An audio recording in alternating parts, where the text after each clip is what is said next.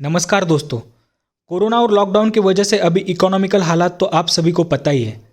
कई लोगों के जॉब्स गए हैं, कई कंपनीज का कारोबार ठप है।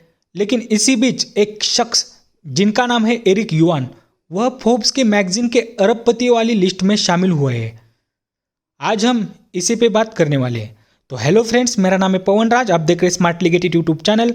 चलिए वीडियो को शुरुआत करते हैं। मुमकिन है कि कुछ हफ्तों पहले आपने उनका नाम भी नहीं सुना हो सकता है कि अभी भी नहीं सुना हो। लेकिन आपको बता दें कि इस समय लगभग हर एक ग्रुप वीडियो कॉल के लिए या कंपनीज के मीटिंग के लिए या स्कूल के टीचिंग के लिए यूज़ किए जाने वाले जूम ऐप के वह ओनर है। जूम एक वीडियो कॉन्फ्रेंसिंग ऐप है जिससे कि हम एक साथ कई लोगों से वीडियो कॉल द्वारा रूबरू हो सकते हैं, बातें कर सकते हैं। माइनिंग इंजीनियर के बेटे एरिक युआन का जन्म चीन के शानडोंग प्रांत में हुआ था। चीन में इंजीनियरिंग की पढ़ाई, फिर जापान में 4 साल की नौकरी और फिर वहां से अगला पड़ाव अमेरिका। एरिक युआन की जिंदगी में और भी मंजिलें आनी बाकी थी, लेकिन एरिक के लिए सफर बहुत आसान नहीं था। वे बिल गेट्स से प्रभावित थे। 90 के दशक में कैलिफोर्निया में फल फूल रही टेक्नोलॉजी कंपनी की लहर में वो शामिल होना चाहते थे। लेकिन ऐसा नहीं था कि वहां कोई अपने दरवाजे पे खड़ा इंतजार कर रहा था, बाहें फैलाए खड़ा था। अमेरिका में रहने और काम करने की इजाज़त मिलने से पहले लगभग 8 बार उनका वीज़ा एप्लीकेशन रद्द किया जा चुका था।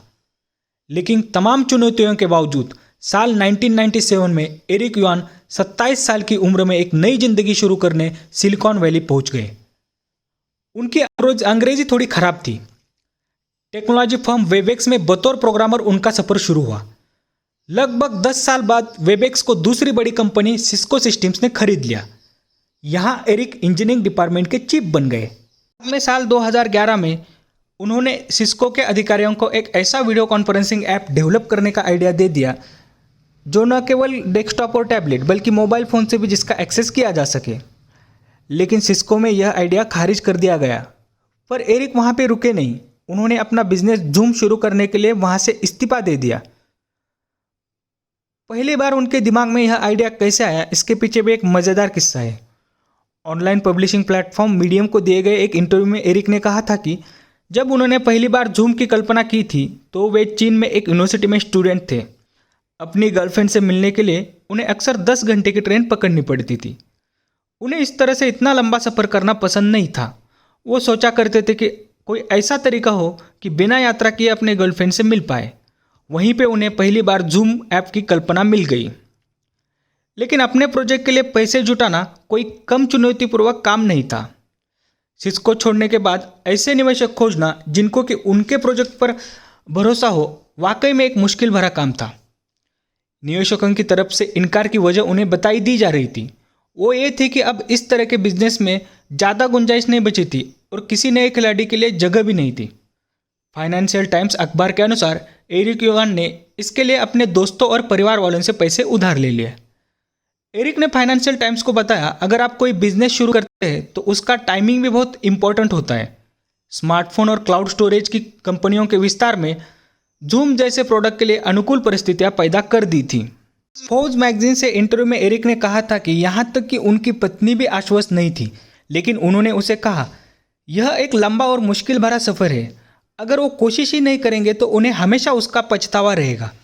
इस तरह से गर्लफ्रेंड से मिलने के लिए की गई ट्रेन यात्रा ने एक ऐसे प्लेटफॉर्म को तैयार करने का रास्ता बनाया जो आज लंबी दूरी की बिजनेस मीटिंग्स को मोबाइल या कंप्यूटर स्क्रीन पर अंजाम दे रहा है।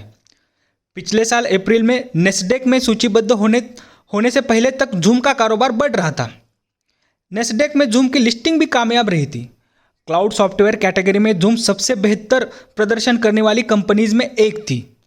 सितंबर में जब यह सेक्टर संघर्ष कर रहा था तभी भी जूम के लिए हालात ठीक ठाक ही थे। दिसंबर तक सब कुछ नॉर्मल चल रहा था। तभी अचानक से चीज़ें अप्रत्याशित रूप से बदल गई।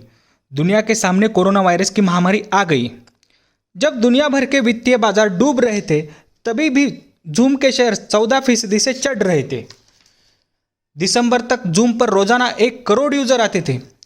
मार्च तक यह आंकड़ा बढ़कर 20 करोड़ हो गया और कंपनी के आंकड़ों के मुताबिक अप्रैल में तो यह आंकड़ा लगभग 30 करोड़ पर जा पहुंचा है। बाजार का अनुमान यह है कि पिछले 3 महीनों में एरिक की हैसियत लगभग $4 अरब से बढ़ गई है। क्योंकि लगभग पूरी दुनिया लॉकडाउन में है और उसे एक दूसरे से बातचीत करने के लिए एक प्लेटफॉर्म की ज़रूरत थी। टेक्नोलॉजी सेक्टर के जानकार कहते हैं कि जूम की तरक्की के पीछे सबसे बड़ी वजह यह है कि इसको इस्तेमाल करना बहुत आसान है। इस पर यूज़र को रजिस्ट्रेशन करने की भी ज़रूरत नहीं होती। एक कॉल कॉन्फ्रेंस में 40 मिनट तक 100 लोग जुड़ सकते हैं और यह कंप्लीटली फ्री है। लेकिन हाल ही में आए रिपोर्ट्स के अनुसार इसका इस्तेमाल करना जितना आसान है उतना ही प्राइवेसी और सिक्योरिटी के लिहाज से थोड़ा अनट्रस्टेबल है। हाल ही में एरिक युआन ने कहा था कि प्राइवेसी और सिक्योरिटी के प्रॉब्लम्स के लिए वह शर्मिंदा है। उनको अंदाज़ा नहीं था कि इतने बड़े तादाद में अचानक से यूजर्स बढ़ जाएंगे। उसके लिए वह तैयार नहीं थे। वह अब अपडेट्स के द्वारा सुधारना करने की कोशिश कर रहे हैं। लेकिन कुछ भी हो, एरिक आज एक सक्सेसफुल बिजनेसमैन है। एरिक कहते हैं कि सब्र का फल मीठा होता है। आशा करता हूँ कि यह वीडियो आपको पसंद आई होगी। वीडियो अगर पसंद आई हो तो लाइक कीजिए, शेयर कीजिए, कमेंट कीजिए और ऐसे ही वीडियोस देखते रहने के हमारे चैनल को सब्सक्राइब करना मत भूलिए।